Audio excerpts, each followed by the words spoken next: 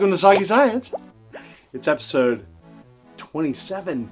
27. Can't believe it. Thanks for the feedback. Thanks for the support. Appreciate all you out there. Crazy busy week. I just got back from a radar observer course, Maritime Institute in San Diego, to expand my captain's credentials. So if you guys ever have a need, go check them out. They're awesome. Really good guys. And tough course, but super enlightening. I can do stuff with radar I never knew was possible and navigate with it and do all kinds of neat things. So highly recommended. On sad news, a mentor of mine and longtime friend Mark Rainbolt died a couple days ago. He had a stroke or two and was holding in there pretty good and was actively teaching and PADI examiner. I took my IDC staff from him a very long time ago. Very long time ago.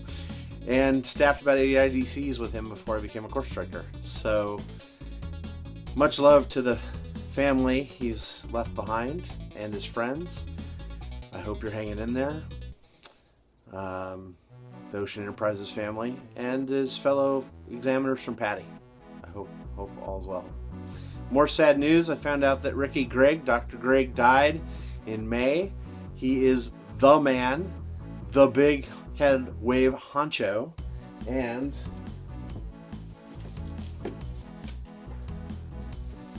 big wave surfer king. That's him there. He won big wave contests back in the 50s and 60s. University of Hawaii professor, and we know a lot about wave formation and the propagation of waves and the ability of surfers to surf today on big waves and chase them around the world because of Ricky Gregg. He is awesome. He will be missed. I was fortunate enough to be able to interview him for the Aquanauts back in 1997, and he's been a mentor to many, and you will be missed. Condolences to the family and friends. And would have been cool to do an interview with him for Soggy Science, but alas, he's departed. Anyway, onward to more positive news. Fabienne Cousteau, good friend of Soggy Science, is going to wrap up Mission 31 here in the next few days. Congratulations to the whole team, and congratulations on reaching so many people. He's had teleconferences with schools, with news programs, and they've got out and done a lot of really great science with the scientists from FIU. So congratulations, guys, and look forward to hearing more about it. And can't wait to talk to you on exit. Have a good last few days, everyone. Mermaid Minute! Woo! Lyndon, she's already reached half of her Kickstarter goal. Please get the word out. She's been getting the word out, and a lot of people have run with it, so share it even if you don't donate, and it's well worth the cause. And anything we can do over target's only going to make it even better. So let's encourage her to do the best possible season 2. Mermaid Minute! That she can. Get out there, pass it along. Please, people. Get with it, people. Come on, people. Anyway. Some unfortunate news. Turns out that 1 in 10 of U.S. beaches are not fit for swimming. The NRDC announced this week, John Devine, one of their attorneys, announced that through all the studies last year, they found that some places over 10% of the beaches are not swimmable. So go to the NRDC website and check out the listings, and let's avoid the beaches that aren't healthy for us. And let's work to try to improve this. We should be able to swim at all of our beaches. I'm a fan of the water. All of you are, so let's advocate to make those beaches healthier. Apparently the EPA has some stuff under review right now to try to lead in that direction. It's mainly runoff and contamination with bacteria that's the problem.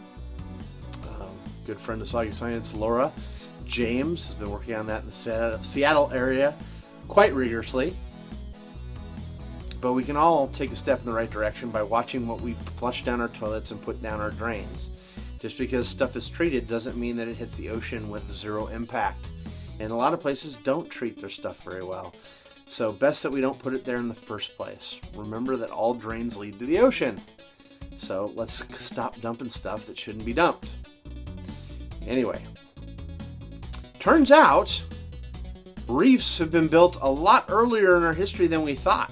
550 million years ago, 550 million, there were some animals that apparently were able to be the first to provide a hard shell for themselves. Everything was soft-bodied before this. Claudina is the name of the animal, and they discovered these fossil reefs, so to speak, in Namibia, Africa, of all places. And it turns out they were able to grab and put calcium carbonate down and glue themselves to each other and to the substrate, to the rocks and stuff, and form rudimentary, simple reefs. So cool. I had no idea. Rachel Wood of the University of Edinburgh published that, and good on you. I can't wait to hear more about it. This is like super huge news. I'm stoked. Thank you. Other evolutionary news. Turns out that electric fish have developed the ability to be electrical. 6 different species that we know of in 6 totally different areas, and an example of convergent evolution that even Darwin himself mentioned. Genetically, it turns out that they kind of use the same genes and the same development to develop the organs, completely independent of each other. That's just awesome. Who knew? Electrifying. I've got to play with Pacific torpedo electric rays here in California, and they are amazing. My ichthyology professor at Long Beach State did some research on them and showed that their feeding behavior was a way more intense shock than their defensive behavior. So it was primarily for feeding, but there's lots of different reasons for things to be electrical, and it's from rays all the way to freshwater fish and other animals. So totally unrelated, didn't come up together. That's fascinating news. And that was Michael Sussman, the University of Wisconsin in Madison, and several other universities have helped. Totally fascinating stuff, and it's these types of advances that show us what genetic study can do in combination with field study. Because we don't want natural history and field study to die. It shouldn't all be lab work, and this is a fascinating combo of the two. So good job, guys. Love it. Turns out this week, the Russians have launched a super quiet, ultra quiet submarine. And they plan to do 6 more of them for the Baltic Sea. Gee, I wonder why they're interested in putting more subs there. Geopolitics. But this is a Kilo-class submarine called the Rostov-on-Don. Rostov-on-Don. And they're planning 6 others. It was made in St. Petersburg and launched there, and will move to the Black Sea shortly. New Cold War? Let's hope not. But new technology developments. Lots of new technologies to keep it quiet. So, interesting. Ho ho ho. Secret stuff. Secret stuff. Well, on Russian subs, but back to the time of the Tsar, it appears that some Estonia divers from Technical Diving Estonia have discovered kind of the first fully functional Russian submarine sunk in the Baltic Sea. I imagine off Estonia. And it was the first Russian sub that launched launched torpedoes. So that's pretty exciting news. Quite the find. Boy, the Baltic Sea tends to preserve things really well because there's low oxygen levels and things.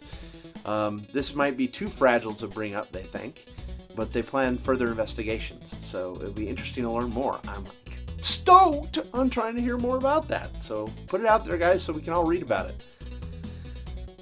Lundgren, you better get busy, man. Better get out there. Anyway, more wreckage news, except lack of wreckage. Flight 370. The haystack that has not been found, maybe being narrowed in on. They believe now for sure it was on autopilot because it flew a very irregular course, which might imply that something happened to the crew. And it was very regular, and the way it descended after the fuel ran out is probably very indicative of an autopilot situation. They've moved the search area and already begun bathymetric searching below the southern limit of the last area. So again, still searching for the haystack. The needle is a way off, and I imagine we'll be talking about this again in the not so distant future. NASA has pulled off something really cool in Alaska. They put a rover under the ice in a lake that actually walks. It's buoyant, so it walks on the bottom of the ice like it's driving upside down on the surface of the ice. And this is for Europa, with plans in the distant future to potentially putting a rover up there. The really wickedly cool thing about it is they managed to have it controlled via satellite to JPL. Scientists here in the Los Angeles area at the Jet Propulsion Laboratory were controlling the rover in Alaska. That is the coolest stuff ever! And they tested it right here, and it involved ice diving. Whoop! Way to go, guys. Can't wait for more on that one. And, more geopolitics. From Russia to China. China and the South China Sea. Well, their kind of interesting stance has now taken on the effect of building islands out of sand. There are thousands and thousands of islands in that area, but they're constructing their own to kind of lay claims to it because they believe there's a lot of mineral rights there, and a huge chunk of world shipping goes through there. So maybe taxes and things like that are on the future as well. But it is the Spathy Archipelago off the Philippines. They've apparently built 3 to 4 of these islands. So I guess they've taken lessons from Dubai. The world islands going global? I don't know. It's kind of crazy. I don't know what they'll think of next, but I'm sure it's going to blow us away. Good luck on that one. Craziness. Anyway, you guys need to get out in the water. Find an adventure. Get out there. Thanks for following us on social media and sending your suggestions. Please pass these along and share with everybody. And I look forward to seeing you next week. Get out there, get in the water, and get soggy.